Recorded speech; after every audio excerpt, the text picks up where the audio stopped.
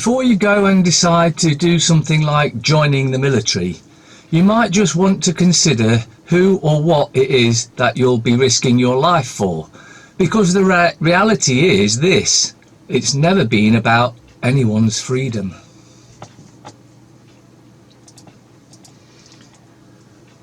We just create worthless electronic money out of nothing. Then we lend it out and charge interest on it. Then we make them give us their houses and real wealth when they cannot pay.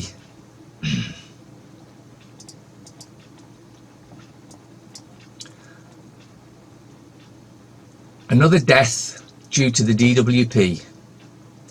Woman whose benefits were slashed killed herself after telling pals she was good. A Brighton Fun bar supervisor who had lost her best friend hanged herself after finding out her benefits were being reduced, an inquiry heard. Talisa Rose Smith, who was feeling down about a reduction in her personal independence payment, was found dead by friends in a flat above a pub. The 27-year-old had also been informed her housing benefit was being reduced and received an eviction notice demanding she leave her flat above the old farmhouse pub in Nailsea by May 2. Talisa had suffered with mental health problems since school, where she first started self-harming. There had also been a number of suicide attempts, leading to her GP practice only issuing her enough medication for 3 or 4 days at a time in a dosette box. Another murder by the British government.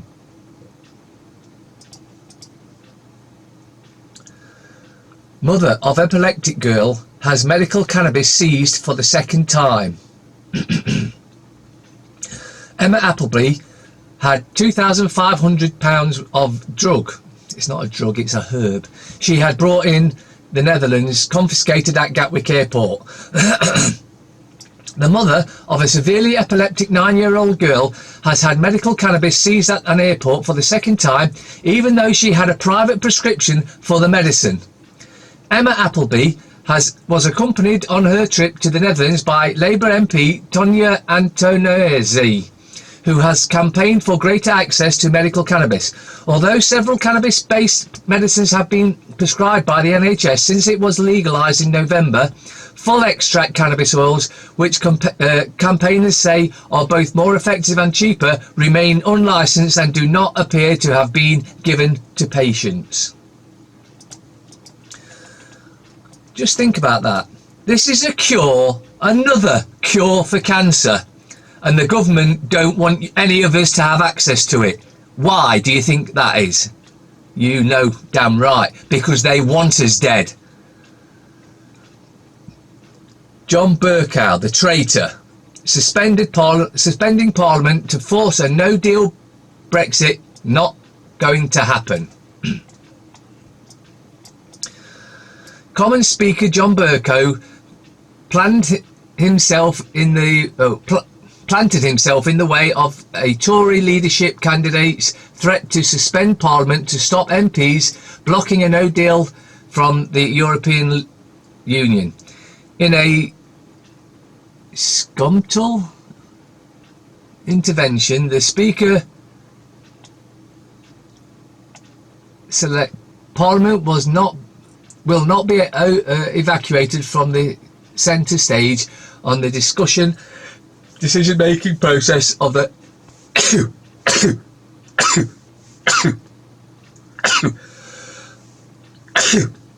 important matter. Excuse me. That is simply not going to happen with a divided tone.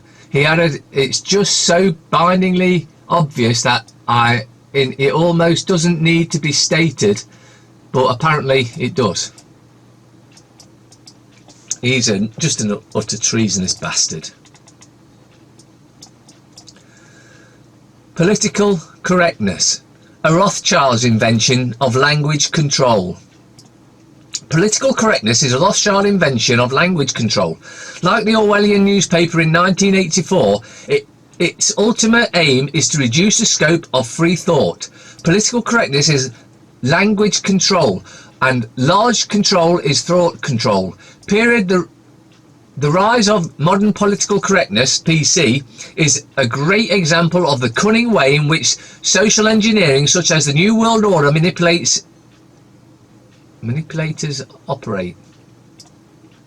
Political correctness is soft censorship. It is intolerance disguised as tolerance, as George Carlin said. It is fascism pretending to be manners.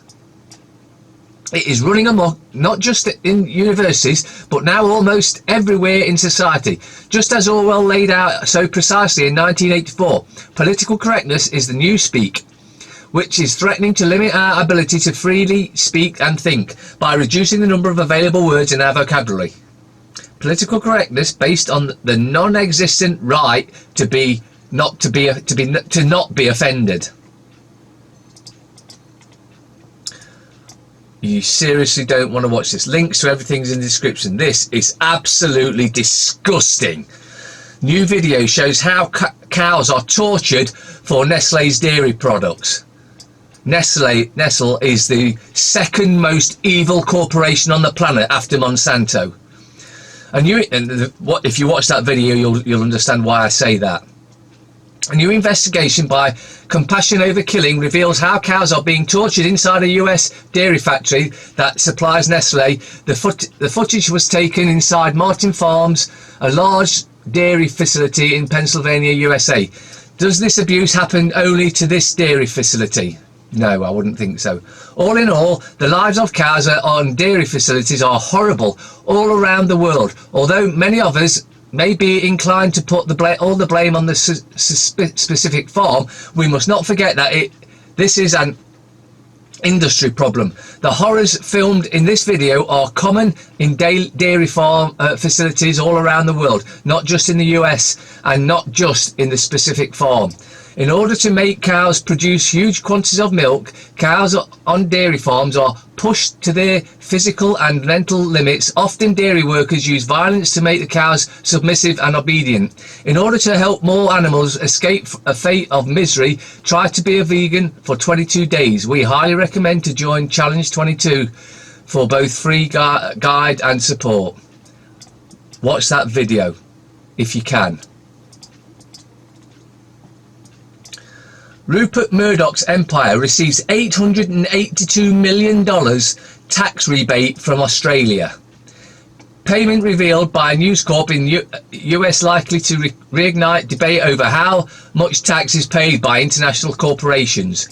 Rupert Murdoch's media group received a $882 million tax rebate from Australia last year in a revelation that is likely to reignite the debate over how much tax is paid by international corporations. The payment by a foreign tax authority was revealed in accounts published by News Corporation in the US earlier this month and related to a $2 billion claim by News Corp for historic losses of currency transactions by its Australian subsidiaries. The payment was estimated to be worth $600 million to News Corp, but the final figure grew to $882 million after interest charges. It was one of the biggest single factors in the multi-billion-dollar federal budget blowout announced by Australian Treasurer Joe Hockey in December. You see, Australia, Britain, America, France, Germany, it doesn't matter. They're all utterly and totally corrupt. As if you needed any more evidence of that. New Health Secretary Matt Hancock received £32,000 in donations from chair of think tank that wants NHS abolished. Newly appointed Health Secretary Matt Hancock has received $32,000 in donations from a chairman of the abolished in the wants to abolish. Yeah, blah, blah. After becoming an MP in 2010, Mr. Hancock has received regular donations of between $2,000 and $4,000 from millionaire currency manager and Conservative Party donor Neil Record. Mr. Record heads the board of free market group the Institute of Economic Affairs, a vocal critic of the current NHS. It has its head of health and welfare economist Kieran Nemitz has argued opponents of NHS privatisation are really opposed to patient choice. No, they're not. They're opposed to having to pay for it, you stupid lying wanker. He had also called the service one of the most overrated efficient systems in the world. Campaigners told The Independent that they were worried a man with ideology and financial ties to the group would be in charge of the health service at such a critical juncture in its history. The IEA is very much a right-wing free market think tank, and there's a load of evidence they want to abolish the NHS and make it much more market-based with privatisation, said consultant oncologist and NHS campaigner Dr. Clive Peedle. They share the same philosophy, so that might be on the agenda. I also worry about the lack of experience. He's got no background in health policy that I could find. Mr. Hancock, linked to the IEA, was reported in 2016 by The Independent after he received a $4,000 donation from Mr. Record before announcing a crackdown on charity lobbying, another policy promoted by the think tank. All utterly and totally corrupt. Anthony Stansfield, UK banks are corrupt on a massive scale.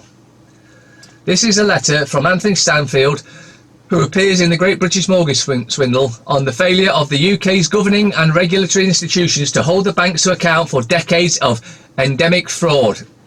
It was originally published here by Noel Edmonds, who is also engaged in an epic legal battle against HBOS.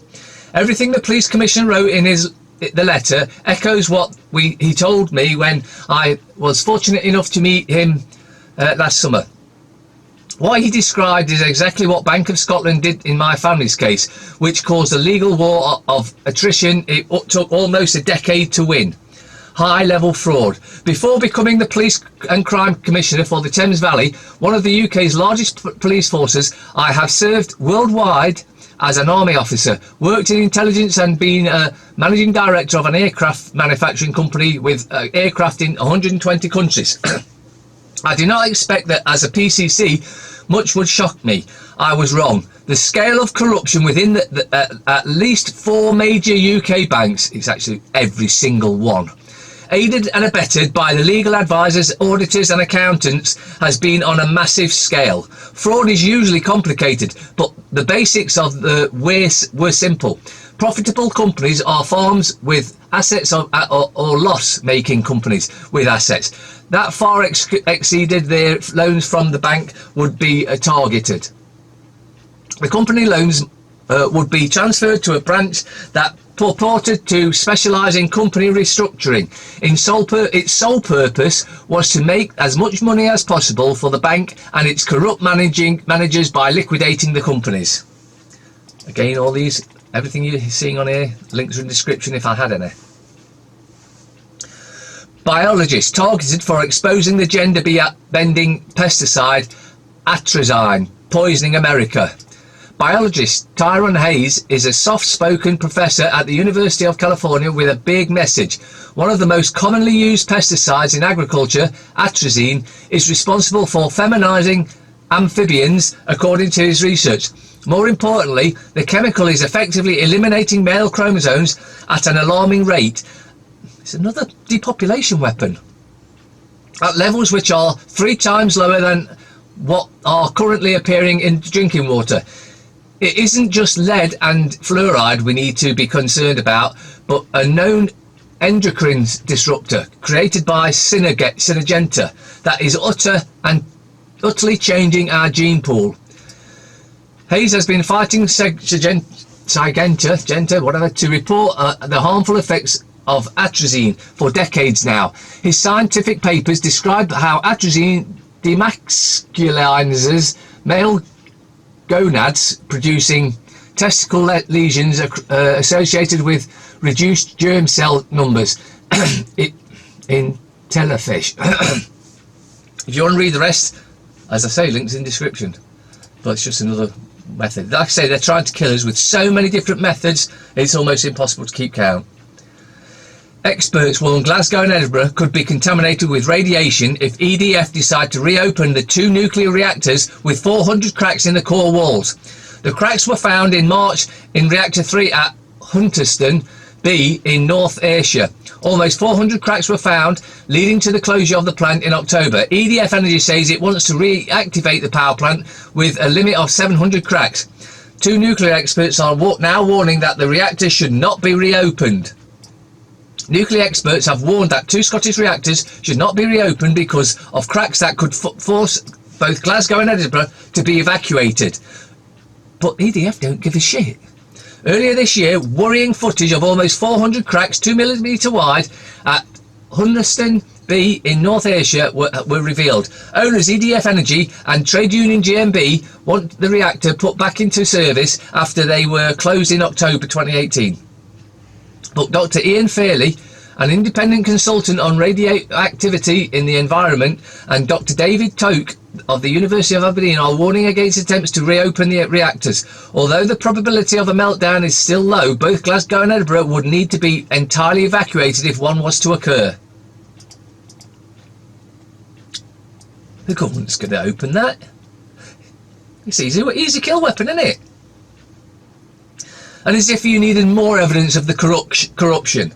Ex-County Council CEO handed almost £300,000 payoff for 6 months' work, and I use the term work very, very loosely. Former Lincolnshire County Council Chief Executive Keith Ireland was paid £292,263 by the authority for less than 6 months of work, around £1,234 a day. Can we see where the corruption is yet? It's councils and government, and always has been. The council previously refused to disclose the ex-CEO's payoff, but the figure had now been revealed in the council's legally required statement of accounts. According to this, Ireland was paid a salary of £133,875 as part of a compensation for loss of employment. Opinion. It's game over for the Fed as the central bank's credibility crumbles.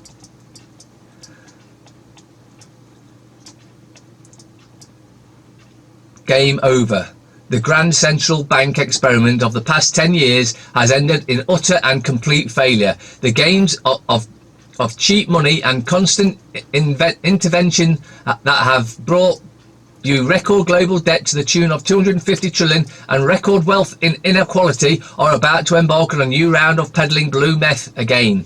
Australia has already cut its interest rate, and so has India. The European Central Bank is talking about it, and markets are already pricing it in multiple Federal Reserve cuts. The new global rate cutting cycle begins anew before the last one ever ended. Brace yourself, as no one, absolutely no one, can know how this will turn out. It's going to turn out in a economic collapse, another one, and maybe that's needed to wake anyone that's still slumbering out there. Daily Fail. Gove, my cocaine confession. Leading PM contender. I took drug on several social occasions. I deeply regret it. No, he doesn't deeply regret it. He deeply regrets that it's been found out that he took the drug. High-class drug, of course, because these are high-class criminals. The scum. Meg wedding pics leaked. Who gives a shit? NHS listeria kills 3. Gove, I took coke. Wannabe PM confessors. Used drugs several times. Thrilling Evie's back. Whatever that is. Telegraph. Dame Hood for CBI chief who spread Project Fear. See, if they did a good job in keeping us in fear, they get awards. It may be too late to save the natural world, fears Prince. Well, as soon as we get rid of you and all your lot, it'll be a lot closer to being saved, won't it? Parasitical bastard. Hospital sandwiches killed 3 patients as NHS raises alarm over listeria. The Guardian. Oxford falls to 3rd place in university rankings. Facial recognition, greatest threat to the personal freedom.